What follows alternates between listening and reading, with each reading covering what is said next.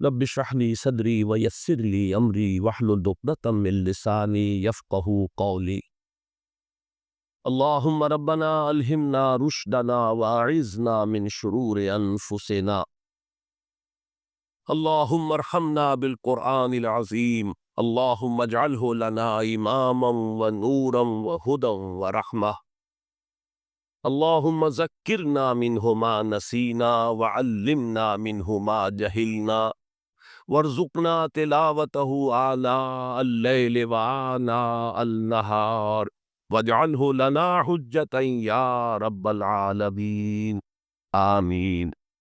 آیت الکرسی ایک لمبی آیت، جیسے آیت البر ایک لمبی آیت، اور اس کو حضور نے فرمایا ہے سیدت و آیات القرآن، پورے قرآن مجید کی آیات کی سردار ہے یہ، اور یہ شرک فی صفات کے ضمن میں یہ شمشیر قاطع ہے، شمشیر برہان۔ اللہ لا الہ الا ہو الحی القیوم، یہ وہی ہے، قل هو اللہ احد اللہ الصمد الحی، اللہ زندہ ہے لیکن اس کی زندگی کو اپنی زندگی پر قیاس نہ کر۔ تمہیں خوراک کی احتیاج ہے، اسے کوئی ضرورت، ما ارید منہم من رزق وما ارید ان یطعمون، مجھے کوئی احتیاج نہیں کہ مجھے کوئی رزق پہنچائیں، رزق دیں، مجھے کھلائیں، مجھے کوئی ضرورت۔ پھر تمہاری حیات، نیند، اونگ، تھکان، ان تمام کمزوریوں کے ساتھ ہے۔ وہ الحی ہے، اپنی ذات میں خود زندہ ہے، حیات اس کی ذاتی ہے، کسی اور نے عطا نہیں کی ہے۔ ہماری تو مستعار ہے، عمر دراز مانگ کے لائے تھے 4 دن، 2 آرزو میں کھٹ گئے 2 انتظار میں۔ اور القیوم بقیہ پوری کائنات کے لیے وہی ہے، اس کو تھامے ہوئے، لا تاخذہ سنۃ ولا نوم، الحی، حیات کامل، کہ اس کو نہ نیند آتی ہے نہ اونگ آتی۔ لہ ما فی السماوات و ما فی الارض، آسمان اور زمین میں جو کچھ ہے اسی کی ملکیت۔ تم کسٹوڈینز ہو، تم امین ہو، ای امانت چند روزہ نزدماس، در حقیقت مالک سے ہر شے خدا، یہاں تک کہ یہ میرا جسم بھی میرے پاس امانت ہے۔ میں کون ہوں؟ میری خودی، میری انا، میری روح جو پوزیس کرتی ہے اس بدن کو، لیکن یہ پوزیشن ملکیت کا نہیں ہے، امانت کا ہے۔ یہ امانت، یہ ہاتھ بھی امانت ہے، میری زبان بھی امانت ہے، میری آنکھیں بھی امانت۔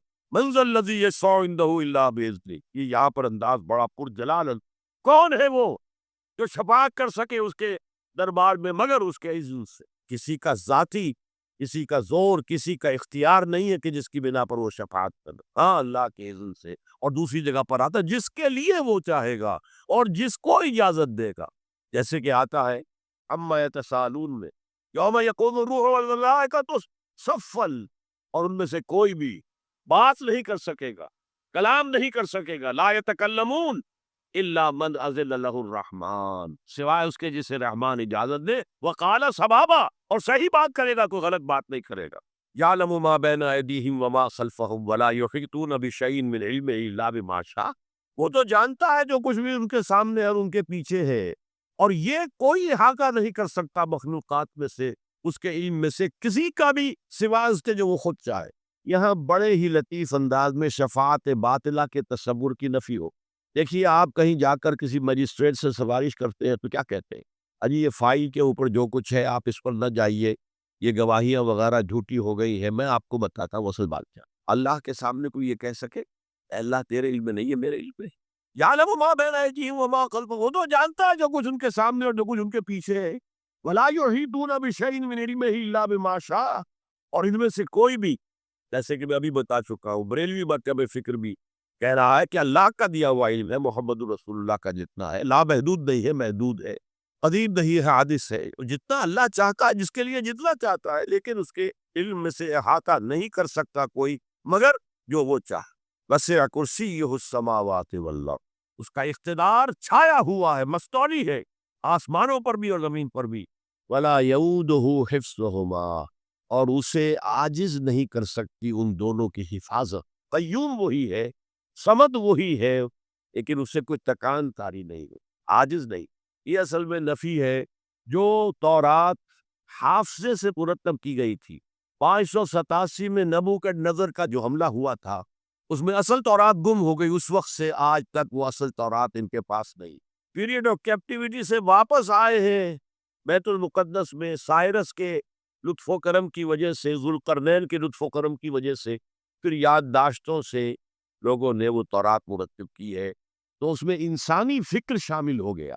لہذا وہاں یہ لکھا ہے اللہ نے 6 دنوں میں آسمان اور زمین پیدا کیے اور 7ویں دن آرام کیا، یعنی کوئی تکان لائق ہو گئی۔ قرآن نے کہا، اللہ تعالیٰ نے فرمایا سورہ قاف میں، وَلَقَدْ خَلَقْنَا السَّمَاوَاتِ وَالْأَرْضَ وَمَا بَيْنَهُمَا فِي سِتَّةِ أَيَّامٍ وَمَا مَسَّنَا مِن لُغُوبٍ۔ یقیناً ہم نے آسمان اور زمین اور جو کچھ ان دونوں کے مابین ہے انہیں 6 ہی دنوں میں پیدا کیا، وہ بات ٹھیک ہے، لیکن ہمیں کوئی تکان لاحق نہیں ہوئی کہ ہمیں کسی آرام کی ضرورت۔ لا یعودہ حفظہما وہو العلی العظیم، العلی وہی ہے سب سے بلند و بالا، لتکون کلمۃ اللہ ہی العلیٰ، تاکہ اللہ کا کلمہ سب سے سربلند ہو جائے، اور وہی عظیم ہے عظمت والا۔ ولا تہنوا ولا تحزنوا وانتم الاعلون ان کنتم مؤمنین، مسلمانوں گھبراؤ نہیں، پریشان نہ ہو، ڈھیلے نہ پڑو، ہمتیں تمہاری پست نہ ہونے پائے، ہمارا وعدہ ہے کہ تم ہی سربلند رہو گے اگر مومن ہوئے۔ اللہ کا وعدہ تو سچا ہے، اللہ جھوٹا نہیں ہے، معاذ اللہ ثم معاذ اللہ، اللہ ظالم نہیں ہے۔ اب اس آیت کو سامنے رکھیے، 2 ہی نتیجے نکل سکتے ہیں، یا معاذ اللہ ثم معاذ اللہ یہ کلام جھوٹا ہے، غلط ہے، یا پھر ہم مومن نہیں، مومن ہو، افراد کی بات نہیں کر رہا، سال خال اس قوم میں اب تک نظر آتے ہیں، وہ کرتے ہیں اشک سحر گاہی سے جو ظالم وضو، ان کی بات نہیں ہے۔ دو اثر ہے، حکم الاکثر حکم الکل، اگر اکثریت مسلمانوں کی مومن ہوتی تو کیسے ممکن تھا کہ ہم ذلیل ہوتے؟ ہم ذلیل ہیں تو لازم ہے کہ ہم مومن۔ اس پر ایک سوال پیدا ہوتا ہے کہ مومن نہیں ہے تو پھر کیا ہے؟ یہ ایک علمی مسئلہ ہے، میں حل کر دوں پھر میں اصل موضوع کی طرف آؤں گا۔ یہ اشکال ذہن میں پیدا ہو سکتا ہے، جب ہم مومن نہیں ہیں تو کیا ہے؟ کیا کافر ہے؟ ظاہر ہے کہ کافر کی نہیں، تو پھر کیا منافق ہے؟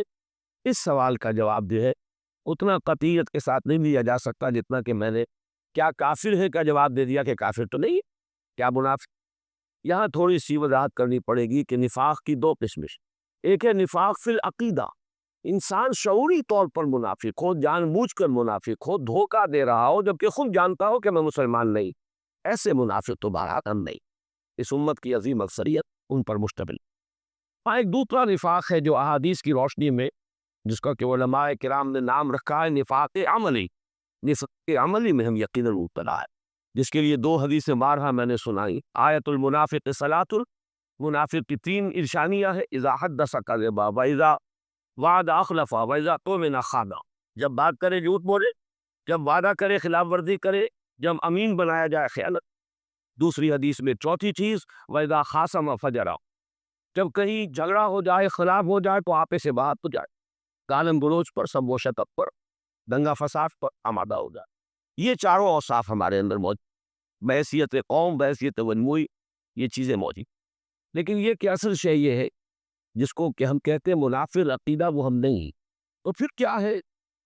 یہ ہے وہ مسئلہ جس کو کہ الحمدللہ حل کیا امام ابن تیمیہ رحمۃ اللہ علیہ نے۔ ایک بڑا پیچیدہ مسئلہ تھا، اس کے لیے کہ میں نے آیت مبارکہ تلاوت کی، سورہ حجرات کی آیت نمبر 14، قالت الاعراب آمنا، یہ بدو کہتے ہیں ہم ایمان لے آئے، قل لم تؤمن، اے نبی کہہ دیجئے تم ایمان نہیں لائے، ولیکن قولوا اسلم، بلکہ یوں کہو کہ ہم مسلمان ہو گئے، ہم نے اسلام قبول کر لیا، ہم نے اطاعت قبول کر لیا۔ ولما يدخل الايمان في قلوبكم، اور ابھی تک ایمان تمہارے دلوں میں داخل نہیں ہوا۔ یہ ایک بہت اہم مسئلہ ہے کہ ایسی کیفیت بھی ہوتی ہے کہ انسان ظاہر کے اعتبار سے مسلمان ہے، باطن میں نہ ایمان ہے نہ نفاق۔ نفاق کیوں نہیں ہے؟ اس آیت کا جتنا حصہ میں نے پڑھا ہے اس سے یہی متبادر ہوتا ہے کہ پھر وہ منافق ہوگا جب مومن ہے نہیں، ایمان دل میں داخل نہیں ہوا تو منافق ہوگا۔ لیکن اگلا حصہ یہ ہے کہ وَإِن تُطِيعُوا اللَّهَ وَرَسُولَهُ لَا يَلِدْكُم مِّنْ أَعْمَالِكُمْ شَيْئًا، اگر تم اللہ اس کے رسول کی اطاعت کرتے رہو گے تو وہ تمہارے اعمال میں سے کچھ کمی نہیں کرے گا، اس کے اجر و ثواب سے تمہیں محروم نہیں رکھے گا۔ ان اللہ غفور الرحیم، اللہ غفور الرحیم۔ اب اگر ایک ایسا شخص جس کے بارے میں لم تؤمنوا بھی کہا، تم ایمان نہیں لائے، ولما يدخل الايمان في قلوبكم بھی کہا، ایمان ابھی تمہارے دلوں میں داخل نہیں ہوا ہے، لیکن اس کے بعد یہ فرمایا جائے کہ اگر تم اطاعت کرتے رہو گے تو تمہاری اطاعت قبول ہو جائے گی، عمل جو ہے اس کے اجر و ثواب سے محروم نہیں رہو گے، اس سے ثابت ہو گیا وہ منافق تو نہیں ہے۔ منافق کا تو کوئی عمل بھی اللہ کے یہاں قبول نہیں۔ تو معلوم ہوا کہ یہ ہے بین بین کی ایک کیفیت۔ ہمارے بہت سے حضرات کو اس آیت کا مفہوم یہی سمجھ میں آیا کہ یہ منافق ہے، امام ابن تیمیہ نے اس کو واضح کیا ہے، کتاب الایمان ان کی ایک بڑی مشہور کتاب ہے۔ انہوں نے اس آیت کے حوالے سے کہا ہے کہ ایک ایسی کیفیت بھی ہو سکتی ہے کہ ایک شخص قانوناً ظاہراً مسلم ہے، اس کے دل میں نہ ایمان ہے نہ نفاق ہے، بلکہ خلا کسی کیفیت ہے، دل میں کچھ بھی نہیں، دل خالی۔ اس کو میں سمجھایا کرتا ہوں کہ جیسے کہ آپ کو معلوم ہے کہ +1 +2 +3 ایک طرف یہ ویلیو بڑھتی چلی جاتی، دوسرے سائڈ پر -1 -2 -3 -انفینٹی یہ بڑھ جائیں گی، دونوں کے درمیان ایک زیرو لیول آتا ہے۔ ایک زیرو لیول بھی ہے کہ اندر کچھ نہیں، نہ ایمان مثبت طور پر نہ نفاق منفی طور پر، لیکن عمل میں انسان مسلمان ہے۔ یہ ایک بہت بڑا اللہ کا فضل و کرم ہے، اس کی رعایت سے اس حالت میں بھی جو انسان اطاعت کرے گا اس کی اطاعت قبول۔ حالانکہ اصول تو یہ ہو سکتا تھا اگر ہمارے ہاتھ میں ہوتا فیصلہ، تو ہم تو بڑے سخت لوگ ہیں، فتویٰ دینے میں تو کوئی سختی کرنے میں کمی کرتے نہیں، لہذا ہم تو کہتے کہ ایمان نہیں ہے تو کوئی عمل قبول۔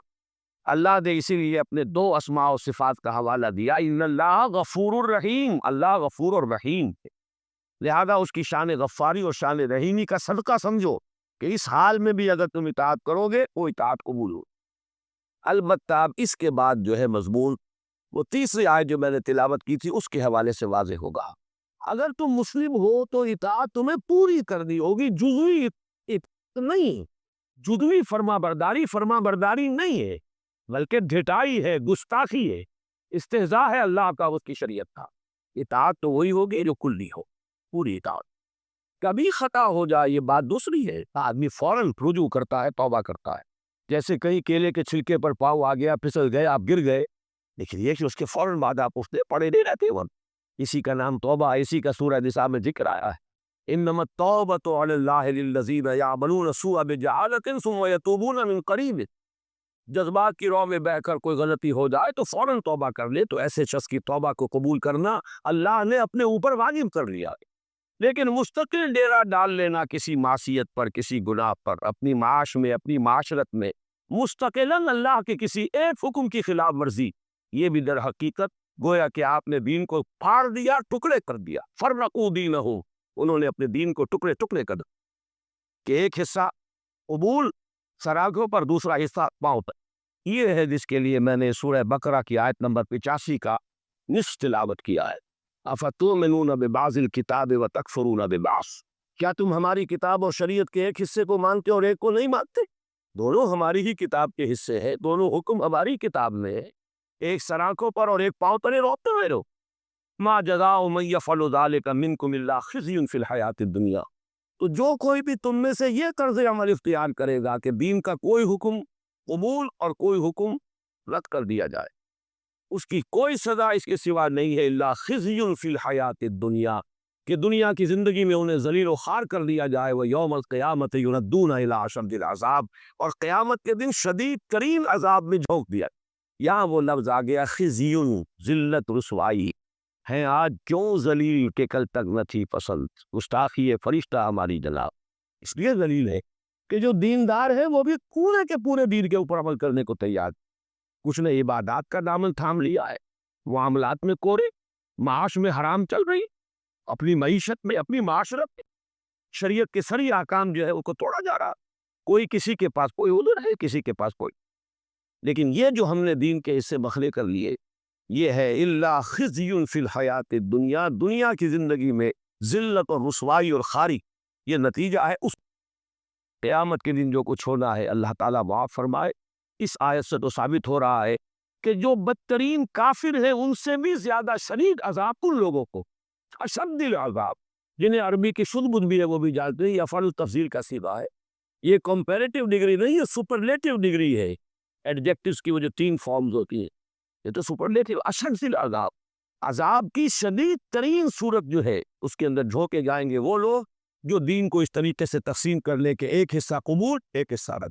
اب آپ پوری امت کو دیکھ لیجیے ہمارا حال کیا ہے، زیادہ سے زیادہ دین نماز روزے کا ہے، 45 ہے کہ 44 ہے کہ 46 ملک ہے مسلمان، کسی ایک ملک کے اندر بھی وہ دین اپنی کلیت کے ساتھ اپنی کامل صورت کے اندر کہیں نافذ ہے، قائم ہے۔ یہ ہے دوسرا جواب۔ اب ان دونوں جوابوں کو پھر جمع کر لیجئے تو ہمارے سامنے مسئلے کا حل ایک ہی رہ جاتا ہے، ایمان لاؤ کہیں سے، وہ ایمان، وہی آب نشاط انگیز، علامہ اقبال نے اس کو کہا تھا نا، اصل نام ہے کمی دل کی، یہ ہے اصل میں وہی تیری نہ بیماری، وہی نام ہے کمی دل کی، علاج اس کا وہی آب نشاط انگیز ہے سا، یہ نام ہے کمی دل کی۔ اور جس کو کہا ہے کہ یقین پیدا کرے ناداں یقین سے ہاتھ آتی ہے، وہ درویشی کہ جس کے سامنے جھکتی ہے فغفوری۔ پہلے جواب کا تو لازمی نتیجہ یہی ہے کہ اگر ہماری ذلت ہے اس وجہ سے کہ ایمان نہیں ہے تو ایمان پیدا کر لیجئے، ذلت خود بخود عزت سے تبدیل ہو جائے۔ اور دوسرے جواب کا بھی اصل میں منطقی طور پر تجزیہ کر لیجیے، کل دین پر عمل اس حقیقی ایمان یقین والے ایمان کے بغیر ممکن ہی نہیں۔ جزوی دین پر عمل تو ہم روایتی طور پر بھی کرتے ہیں، کچھ خاندانی روایات ہے، کچھ معاشرتی روایات ہے، کچھ قومی روایات ہے، کچھ ہمارا کلچر ہے، کچھ ہماری تہذیب ہے، کچھ بچپن سے کچھ چیزوں کی عادت پڑ گئی ہے۔ یہ جزوی جو ہے عمل وہ در حقیقت دین پر عمل نہیں ہے، بلکہ یہ ہمارا کلچر ہے، ہماری ایک تہذیب ہے، ہمارا ایک تمدن ہے، ہماری کوئی روایات ہے۔ کل دین پر عمل کرنے کے لیے وہ یقین والا ایمان درکار ہے، وہ ہوگا تو پھر کل کے کل دین پر عمل ہوگا، اور جب تک وہ نہیں ہوگا یہ ذلت اور رسوائی سے نجات پانا ممکن نہیں۔ لہذا اب تک جو میں نے گفتگو کی ہے وہ ذرا پھیلی ہے، لیکن پھر ایک نقطے کے اوپر سمٹ آئی ہے کہ اصل شے جو درکار ہے وہ ایمان، وہی آب نشاط انگیز، وہی یقین والا ایمان، وہی قلبی ایک یقین و ایذان کی کیفیت، جس کو کہ انگریزی کے الفاظ میں اگر میں ادا کروں اور سے حضرات زیادہ سمجھ سکیں گے کہ ایک ہے ریشیل کریڈ، ایک ہے پرسنل کنوکشن، زمین و آسمان کا فرق، زیش کتاب صبوری ہزار فرسنگس۔